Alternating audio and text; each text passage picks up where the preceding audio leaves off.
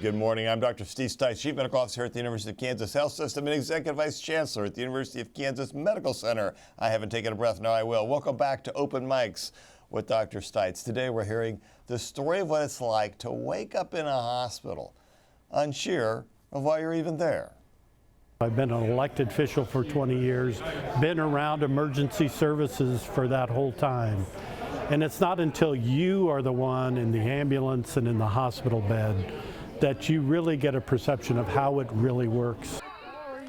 That is Kurt Scoog, mayor of Overland Park, Kansas City's largest suburb. Mayor Scoog recently visited the health system to say thank you to the people who helped them recover from some serious injuries. I'm honored to have Mayor Kurt Scoog here with me this morning in the studio. Sir, how are you doing today? I'm doing great. So thanks to many people in this room and in this building. Well, you know, it's always a good thing to be able to say I'm doing great, right? I always like to say, I'm upright, I'm bipedal, I'm upright, and I'm walking. I figured that's a good day. So we're doing great, makes it a good day. All right, we're also joined by three people representing a much larger group of healthcare workers who cared for Mayor Scoog. Dr. Robert Winfield is a trauma surgeon and the division director of acute care surgery at the health system. Robin Pashos is a nurse manager leading the nursing unit on Unit 51, our trauma unit. And Dr. Brandon Carlson is a spine surgeon who does a lot of work in trauma as well. But before we talk to them, Janine Kiesling shows us a little of what Mayor Scoog went through. Overland Park Mayor Kurt Scoog is grateful to be walking again after a serious car accident on August 24th left him with a broken spine. My next memory is waking up in the trauma unit here. Scoog was driving north on I-35 just before noon when, for reasons still unknown, he veered off the highway at Cambridge Circle and crashed into a ditch. He has no memory of the accident and learned details later from first responders. I was speaking gibberish when he pulled me out of the vehicle. Though he suffered no external injuries, Scoog had severe spinal fractures, requiring 2 surgeries at the University of Kansas Health System. The procedures, performed the Friday before and the Tuesday after Labor Day, set him on the path to recovery. Well, it's scary when you break your spine. There was always the concern that maybe I'd be in a chair. After 2 weeks in the hospital and months of rehabilitation, Scoog is regaining strength through physical therapy. As he continues to work on himself, he felt compelled to take time out and thank those who helped him heal. I think the biggest surprise and what impressed me the most was the attitude of everybody that walked into my room. And I'm blessed with the care of all these people that I was able to walk out and stand here today. The reunion was not only a moment of gratitude, but also a rare opportunity for the emergency responders, surgeons, and hospital staff to see the full impact of their work. They don't necessarily see the patient either before their piece or after that piece. Everybody seemed to find joy in connecting with others involved in the process.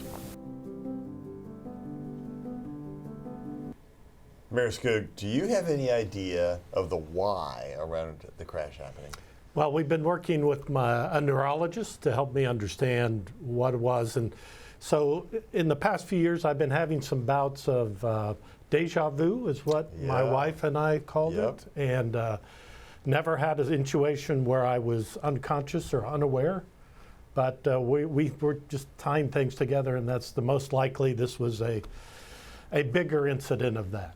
Okay, so when we say deja vu, that's like a small seizure of sorts. It's like a seizure where you lose your concentration. You sort of, it's kind of, we call it a petit mal seizure, where you sit there and you just sort of lose consciousness. You're awake, but you're really not functioning. Right, and I'd never had that incident around anybody. Okay. So I never thought that I was out of it. I just had some memories, and that's how it happened. You know, my doctor, my regular doctor, she scolded me when I told her. She goes, "Why didn't you tell me about these?" Yeah. And I said, "I never thought anything about it." My wife, Amy, and I would talk about it afterwards. Yeah. And so it's a lesson to those of you that are out there. If you have those kind of incidents, it didn't happen very often. But they do matter. They do matter. All right, well, we're glad you're here. And what's the next memory? Is that when you were in the hospital? Yeah, I woke up, I came aware. I guess I was never unconscious. I became aware in the emergency room when they were asking me questions. And the first thing I remember is them asking my name and who they could contact. I remember giving them my wife's mobile phone number. She was working on her shift at St. Luke's Hospital. So that's my first memory. All right. Well, you know, just for our listening audience out there, just remember that saying that you are having a moment of deja vu is not a reason to not listen to your spouse. Don't try and do that. They'll figure that out. Dr. Winfield, help explain the process for receiving a trauma patient. Now, what is the pre-hospital communication with EMS like? Because there's a lot that goes into this. There is. Fortunately, trauma is very algorithm driven. And our pre-hospital connections across the region are very strong. We have liaisons to each of the different agencies that work in Kansas City. What we get is a very standardized report from them. We have identified a male of approximately this age who's been involved in a motor vehicle collision. Here are the vital signs. Yeah. Here's their Glasgow Coma Scale, which is a measure of their neurologic function. Then they ask us, based on criteria that our emergency department folks have at the ready, to say what level of trauma activation does this meet. And Mayor Scoog's was a type 1 trauma activation. So now this is a big deal because you want to always treat everybody the same, but you were dealing with the mayor of Overland Park. When did you figure that one out? You know, I actually never knew until he came back to the hospital months later to thank the staff. That's perfect. That's when you figured out he was the mayor. That was the only time I knew, because in trauma we really do treat everybody the same. Absolutely everyone gets the same treatment from us. You know, I remember I ran the trauma team one time when one of our campus professors had been here for a while, very nationally, internationally known person, fell down some stairs out by the library and got brought in. I remember the trauma surgeon saying, "Everybody out. We follow the protocol. We do great. I don't need a lot of advice from those of you who are never here." That's kind of the same thing, isn't it? It is exactly the same thing. Yeah. More people, more cooks in the kitchen equals more chaos. Yeah, and we don't need chaos down there. No. Because this is very algorithm driven, and you guys are just like, we do this in a pattern that repeats itself, so we're always really good at it. Correct. Yeah, that's perfect. Okay, now did the mayor need immediate surgery? He did not, fortunately. Yeah, that's a great thing. Now, Mayor Scoog remembers waking up in the trauma unit where Robin works. So, Robin, how many different disciplines are involved in the trauma care up there? So many. It really is a team effort. We, obviously work with people like spine, with orthopedics, our trauma team, but it's nurses, it's aides, it's therapists, it's our housekeepers, our dietary aides. Really, everyone kind of comes together to make sure that our patients are getting the best care. So you saw him make quite a bit of progress then when he was there, right? Yeah, I did. It was really nice. He was on our unit for about 2 weeks. I remember that first day, you were having some trouble. You had a lot of pain, couldn't really get out of bed very much. And then he was kind of sitting at the edge of the bed for a couple days and then standing for a couple days. By the end of it, you were walking, you were going outside, getting to see the sunshine. It was, beautiful early September. And then, even me, I'm an Overland Park resident, so I'm a little biased, but I saw you at the tree lighting ceremony, and I was just excited to kind of see him standing up on stage doing what he does. Did you go up to him at the ceremony and say, "Hey"? I didn't. I thought about going up to you and Amy, but there were a lot of people. You had your grandkids, you had your family with you, so I just kind of, from afar, got to be happy. That's a great story. That's a great story. Now, Mayor Scoog, there must have been a period where you weren't sure about your ability to walk again. Tell us a little bit about that, and then deciding on how you needed spinal surgery. Well, when we started, the initial evaluation was I probably didn't need surgery. So I spent 3 days sitting on the edge of the bed trying to stand up. And that's when I learned that I had no idea what pain was. I'd learned about pain in those 3 days trying to stand up. And so that's when you kind of question, right? I know I'm in the right place, I know I'm in the right hands, but what's the future? Yeah, you don't want to live like that every day. Yeah. So you had to get somebody involved, and I think that may have been Dr. Brandon Carlson. Brandon was one of the orthopedic spine surgeons here at KU. So, Brandon, what type of surgery did Mayor Scoog get, and what was the outcome like? Yeah, so he has an interesting injury that we see a lot in high energy traumas. Motor vehicle accident is a classic story for what's called a thoracolumbar fracture. And I think we have a scan of that. Yeah, I think we're going to pull it up. Pull that up. There you go. On the left side, you can see that there's that's his preoperative CAT scan. And one of those bones there, the third one from the bottom, is kind of flattened like a pancake. You can see it on two different views. And the reason that happened is during his accident, he was probably wearing a seatbelt and he gets bent over the seatbelt with high energy and it crushes that bone. Now these come in a lot of, like a whole spectrum of patterns, and some of them are stable, like we talked about when we first met. We try to get you up and move you, and if we don't have any problems in the legs or weakness or numbness or pain, many patients can mobilize in just a brace. But then some of them are not stable, and that was yours. And after we tried to mobilize, it really wasn't working well. So we were planning, and it's kind of interesting, the progression of his is a lot of these we can just put screws in the back. And we actually use minimally invasive techniques, and we're really lucky here at KU to have a robot that we use to place screws in people's backs through tiny little incisions. And I know he's wearing his suit today, but if you saw his back, he's got these little poke holes. And for us, that's great because the amount of trauma they go through for the surgery is much less. Their recovery is faster, things like that. So we made the plan to go to surgery and put the screws in, hold the thing still. I kind of describe it always to patients like a really good internal brace. And even before that surgery, we got another scan, and that fracture really progressed. And so our conversation, there's a lot of conversation that happens with patients. And you can remember, you and your wife, your son, we talked a lot. And I said, you know, I really think that the front of the spine, which we call the anterior column, is compromised. And that'd be like taking out one of the foundational supports of your house. And so because of that, we had a second plan for a different surgery after the first one. So we had two surgeries. The first one was put the screws in the back, which took about an hour, hour and a half. Very little blood loss, and we tried to mobilize again, but it really wasn't working. Still had a lot of leg pain. If you go back to the scan, one of the spikes of bone that's sitting there is pushing on his nerves. Oh, that doesn't sound good. That sounds painful. Yeah, and that's what's causing the pain. And so when somebody has that, we really need to go back in, take that chunk of bone out of the spine canal where the nerves are. And that's what you see on that right picture is there's a very big piece of metal that kind of looks like a strut, and that's exactly what it is. And we put that in through his side on a different day. And the reason we didn't do them together is it could make a much longer surgery, number one. And I really need a specialized team to do a surgery like that. And I told him that. So we did that second surgery, and boy, after that, it was a big improvement.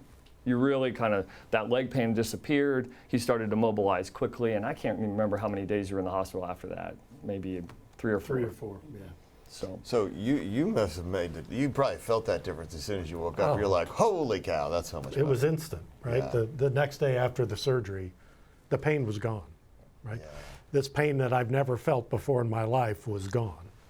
And then I knew it was just a matter of rehab and hard work and recovery. Absolutely. Yeah. So what kind of rehab is typically required for someone that had the type of injury Mayor Scoog does? Yeah, that's a good question. So the surgical part itself, because of our techniques and the access to the technology, especially that robot, really the trauma from the operation is not the biggest thing to get through. It's probably the trauma from his injury.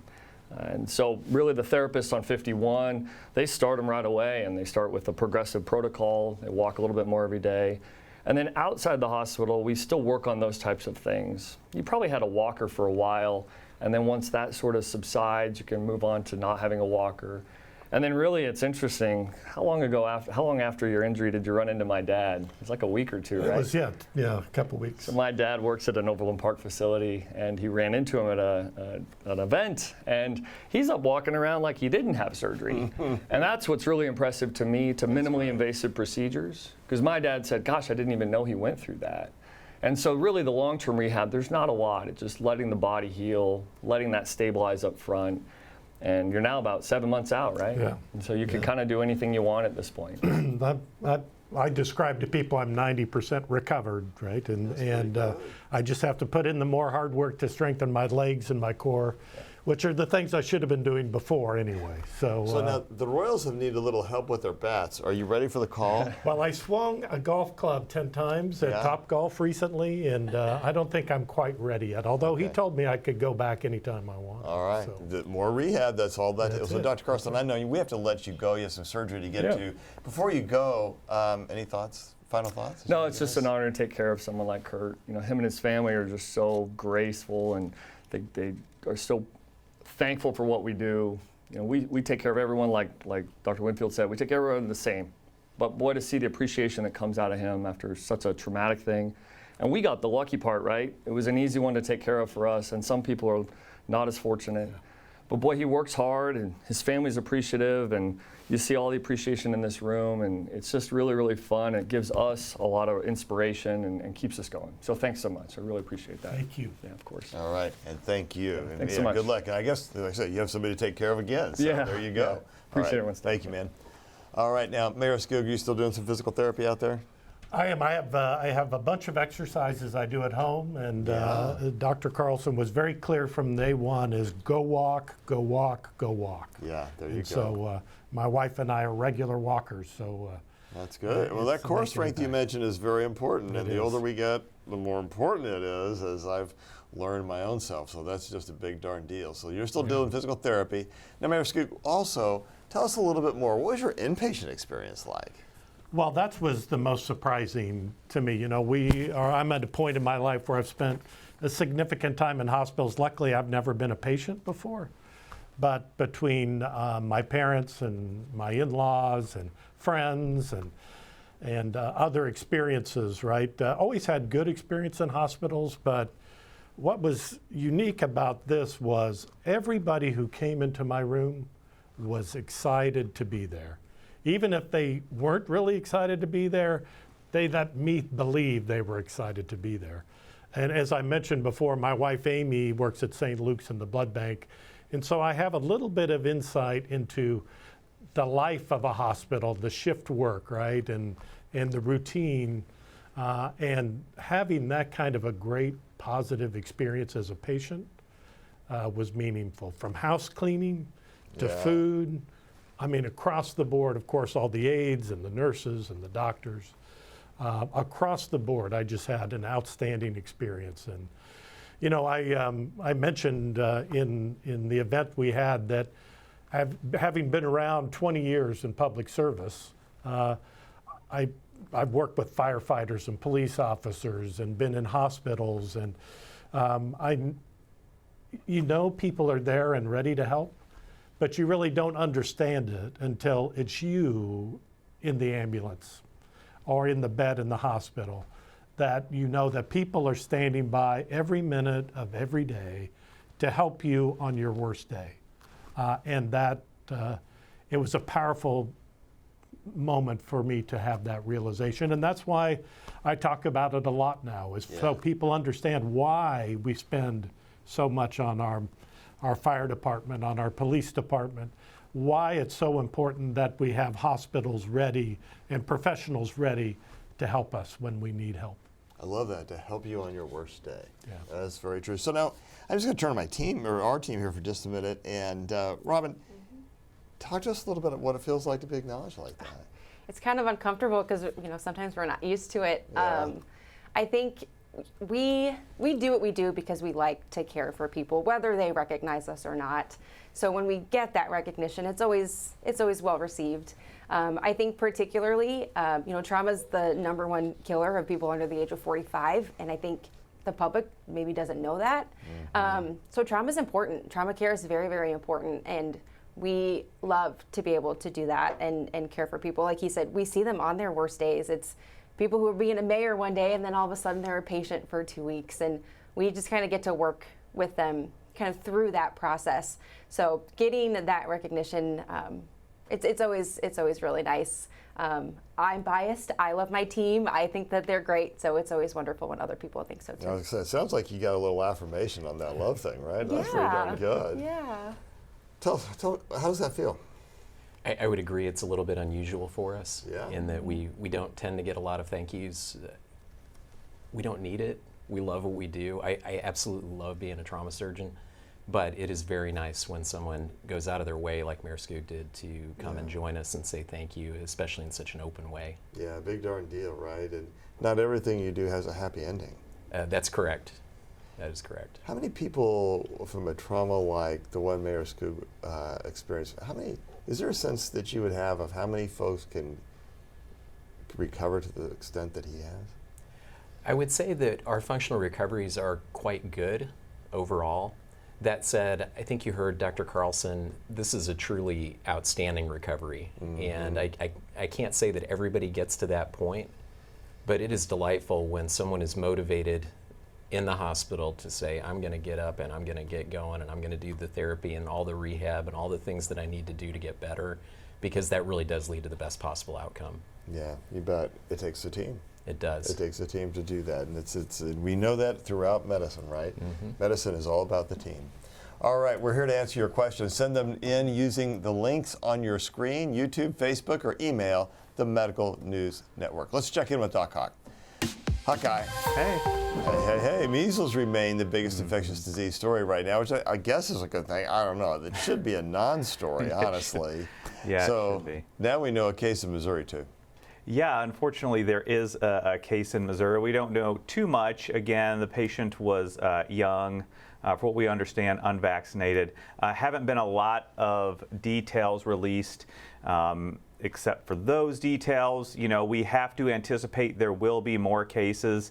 And I am just saying that because we understand the data that supports the fact that vaccination rates across our country, and especially in our local communities, are decreased in general. So we have to expect more cases, unfortunately. We know that also Governor Kelly gave a press conference yesterday talking about the Kansas cases, as well as the continued need to endorse vaccination to get those vaccines in arms.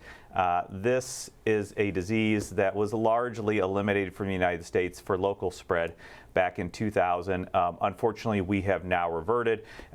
We know that there is just a large pushback and mistrust of science and medicine.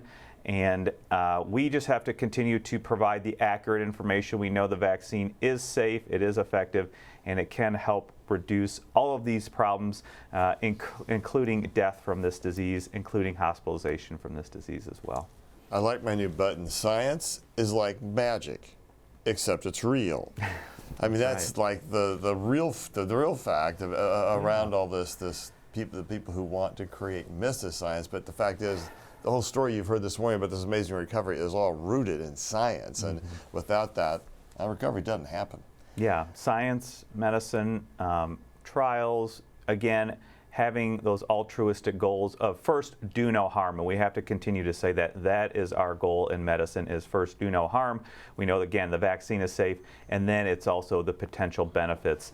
But I would say for our teams, too, that one of the toughest things that we do is probably accept that praise that has been given to us. And so I think for Dr. Winfield and his staff and everybody, that is good to be able to accept that with everything that they've done, for sure. All right, looking forward to much more measles discussion next week when we have Dr. Greg Poland join us. Maybe we even get into a little bit of the discussion around who's actually going to have a recommendation for COVID vaccine going forward, maybe switching. Yeah. So if it weren't for measles, we might be focused on the tick season right now. How are those cases looking? Yeah, I mean, so far, again, last year, anecdotally, I know that with myself and my practice and my partners, we did see a lot, especially in the later summer months, with things like ehrlichiosis and Rocky Mountain spotted fever. Those are tick-borne illnesses. Again, we don't have a lot of Lyme disease around here, despite what people say. We see from this data, from this chart, that there is an increase in emergency department visits. And I think that will only continue as the weather now is getting nice. We know that there really wasn't a lot of cold, a lot of hard freeze for those ticks as well, so they could be abundant this year as well. But what can we do to protect ourselves? It is very easy. Wearing light clothes so that you can see ticks, coming home and doing tick checks, but also, most importantly, is wearing insect spray to help reduce the chance that those ticks do get on you and do embed. So those are the very easy preventive measures that you can take, especially now as the weather's getting warm and people will be out in their gardens, be out hiking, doing things outdoors as well. You know, the truth is that these are diseases you really don't want to have. You don't want to have measles. And if you get neurologic involvement in the measles, it's kind of a really bad prognosis and no real therapy. Ehrlichiosis is a bad disease. Yeah. And again, if you get in the hospital with ehrlichiosis, that's not a great prognosis. Same thing true for Rocky Mountain spotted fever. I had 3 patients with lung transplant or CF last year with ehrlichiosis. It's like, Yeah, okay, guys, make sure you spray down. Go ahead and get vaccinated. Really, science is good. It is and it does help folks. Okay, we know many of you have questions. Let's head to Studio B with the awesome Alexis Stilson. Good morning, Alexis. Good morning. And Stu has a question for Mayor Scoog. Mayor Stu wants to know if you had to handle any mayoral business while you were hospitalized. I heard people ask for checks. Is that how that go for you on the payments? Well, you know, I did have some city business to do while I was there. Once, you know, when I was laying in my bed, I was not in a lot of pain, and I wasn't overly medicated, so I was able to have conversations and talk with folks and move things along. And now, a lot of people would tell us after those first few days of being in the hospital, they don't always remember. So do you remember what you said in those conversations? Oh, yeah. That's good. That's a good outcome. Yeah, I was on. You're on. I was All right, on. awesome. And then after the surgeries, right, for the next few days, again, the pain was gone. The medication was even less at that point, and continued some important conversations. So we just announced a big economic development deal with a new large employer, and part of those conversations were happening while I was in the hospital. All right, see, business, I like that. Amy has a question for Dr. Winfield. Amy wants to know, what percentage of Dr. Winfield's surgeries are car crashes? Well, I would say that fortunately enough, most traumas do not require emergency surgery. And the statistics would point out that gravity is undefeated as a cause for trauma. So falls are our most common mechanism of trauma. But car crashes are number 2. And worldwide, road traffic injuries are the leading cause of death for people between the ages of 1 and 46 years of age. Again, fortunately, most of these folks are not requiring surgery when they arrive at the trauma center. However, they are a leading cause of mortality worldwide. Is it because of better technology, like airbags and more people wearing seatbelts? Certainly. So you can see, if you look at a trend of motor vehicle fatalities from the 1960s up until today, it is a continuous downward trend of deaths. And that is because of improvements to roadway safety, improvements to motor vehicle safety, and things like drinking and driving laws. All of these things reduce motor vehicle fatalities and have had a dramatic effect on public health in the United States and worldwide. And just to say, the design of automobiles is so different than it was in the 60s. And they're just a box on wheels.